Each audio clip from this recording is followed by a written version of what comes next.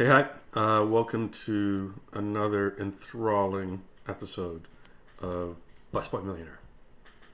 So, today's topic is about retiring south, buying real estate, and finding a home down south where you're going to spend your twilight years.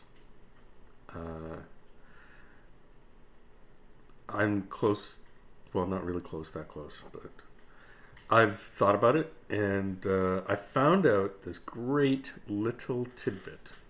It's not even a tidbit; it's a super insight about uh, retirement and buying properties and that sort of thing. So, let me start from the beginning, which was a couple years ago, not a couple, about 5 years ago. We started vacationing in Florida, the most cliche retirement place you could ever think of. But we loved it. My good friend and partner I used to work with, John Terry. Shout out John Terry. He bought a place down there at the perfect time. It was just like the market had crashed in 2008 and property values were really low and they were just about to creep back up and the dollar was on par.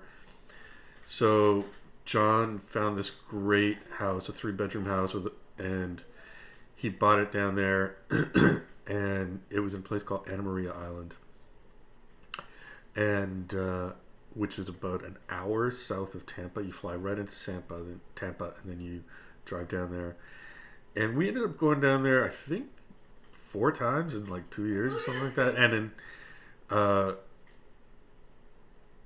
we went back just this past summer. Anyways, loved it. Fell in love with the place. It's old school Florida. A lot of vacation rental homes down there. And we started thinking about, maybe we should buy a place. What are we going to do? And I loved, the lifestyle, the old school Florida lifestyle. And we looked at houses. But at that time, we were late. The dollar is now terrible to buy down there, and the prices have gone back up.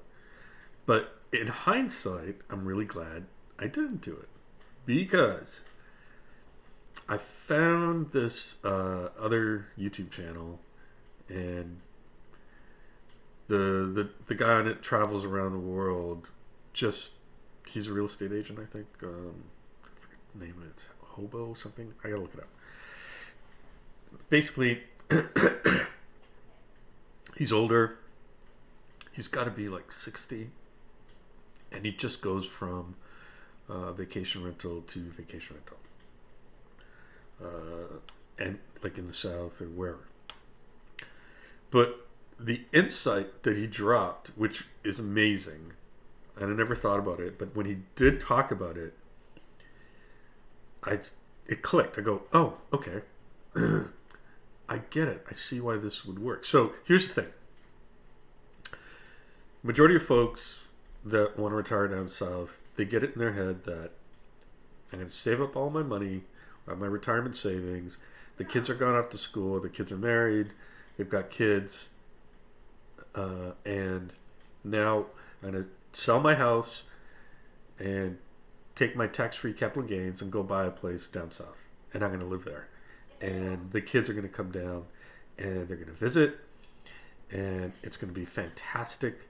I'm going to be living my dream. So, okay. And you go down there, you can get a place for $200,000 or $300,000. Go to Costa Rica, Panama, Ecuador, Honduras, pick an island. Go to Florida, buy something. And here's what happens. The reality of it is, they get down there and they're enjoying it, and the kids come down, the first year. Let's go check out Grandma and Grandpa's place. And they come down the first year. And then what happens after that is then the kids want to travel to other places, and they have limited vacation time. They've got like 3 weeks or 4 weeks. And they want to go to Europe, and they want to go to different places. They don't want to go to Grandma and Grandpa's place all the time, because it's the same place and they want to go and explore and see different things. So grandma and grandpa are down there, and they've got their great place, but nobody is coming to see them. And they're sitting there alone, staring at each other and going, okay, this is really good. The weather's nice. I can go fishing all day. But I'm getting a little bored. No one's coming. So, we like to call them gringos, right? All the American and Canadian gringos doing this sort of thing. Then they say, you know what? Maybe I should just go back. Sell the place. Go back to Toronto, downscale, or Toronto, or whatever country, and then I'm going to just be close to my kids, so I can go see them. I can help babysit, and I've heard this countless times. I have friends, I have family that have gone through this thing, and they start here, they go down south, they spend a few years there, and they go, yeah, this ain't working out, and I'm coming back. So they come back. And now they try to sell their place. Here's the rub. They buy these places with the mindset of a Canadian or American investor, where you're living in a country or city, that people are making like decent salaries. So the value of your place goes up, and then when you go to sell it, it'll sell in a couple of weeks or a month or whatever, right?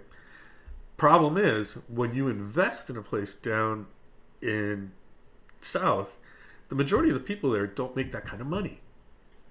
You're buying gringo real estate. So you buy this gringo real estate for $300,000 or $400,000. It's like a bargain, or $200,000. But when it's time to sell, you can't sell it. These places stay on the market for a year, 2 years. You can't sell it because the majority of the people there can't afford that house. You gotta hope another gringo comes and takes it off your hands, and that's why those places sit on the market for so long. Florida's a bit different, right? But all those other places, Costa Rica, Honduras, whatever, you can't sell to the locals. You're waiting for another gringo to come and take it off your hands, and that's the rub. So, what this guy's figured out, this Andy hobo lifestyle guy, whatever, what he does is he goes down and he rents a house that's been vacant for whatever long, rents it out for like a month, and then he approaches the owner, because this guy's been trying to sell, the landlord's been trying to sell the place for a year, and he says, hey, you know what, I could stay here and I can give you some rent and I'll take care of the place. But he could even lowball the guy, because this guy that owns the place, he just wants the place to be taken care of. Somebody cut the grass, make sure that you don't get any squatters in there, and he's getting a tenant / property manager that's going to take care of the place for him. And then if it sells, it sells. Meanwhile, the guy that's staying there and getting this low rent is getting a whole place for low rent, and everybody wins. So if he doesn't like that island after a while, the guy that's renting it from the landlord, the gringo that can't sell the place, this guy could just move to another island after and say, okay, it's been fun in Nicaragua, I'm off to Barbados, and go find another place there. It's the same situation.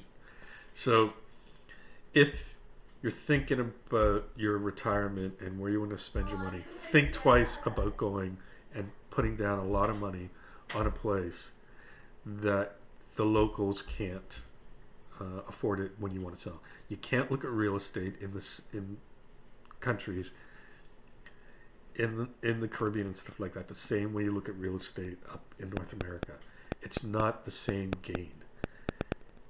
You have to be prepared to, one, are you going to love it down there? One, and if you do have to sell, what's your exit plan? That's what's going to happen. You have to figure out, can I really sell this thing? You can't think about real estate in the Caribbean and Latin America and stuff like that the same way you think about it here. It's a whole different ballgame, and you're better off testing the waters. Go rent a place